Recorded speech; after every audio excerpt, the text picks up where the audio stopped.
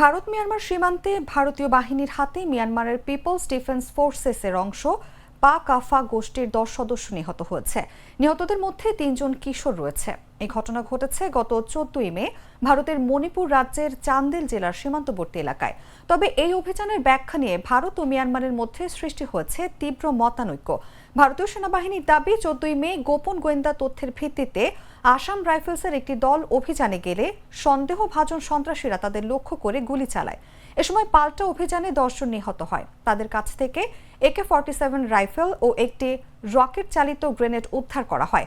কিন্তু নির্বাসিত মিয়ানমার সরকারের পক্ষ থেকে জানানো হয় নিহতরা সশস্ত্র সংঘর্ষে জড়াননি। তাদের ভারতের মাটিতে গ্রেফতার করে নির্যাতনের মাধ্যমে হত্যা করা হয়েছে। 14 মের এই ঘটনার পর তামু এলাকায় আতঙ্ক ছড়িয়ে পড়েছে। স্থানীয়রা বলছেন এই ধরনের ঘটনা আগে কখনো ঘটেনি, কিন্তু এখন একবার শুরু হওয়ায় ভবিষ্যতে আরো ঘটতে পারে বলে আশঙ্কা বাড়ছে।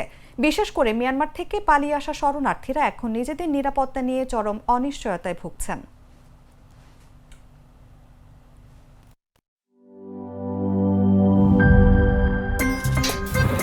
আমার একটা স্মার্ট সিদ্ধান্তে 25% গ্যাসের খরচ কমেছে। ভাবছেন কিভাবে? সাধারণ গ্যাস স্টোভ বদলে আমি এনেছি আরএফএল গ্যাস স্টোভ। এর সাইন্টিফিক নজল ও ব্রাস বার্নার ক্যাপ সমানভাবে তাপ ছড়িয়ে রান্না করে দ্রুত। তাই গ্যাসও বাঁচায় 25%, টাকাও বাঁচে 25%। আরএফএল গ্যাস স্টোভ নিরাপদ ও গ্যাস সাশ্রয়ী।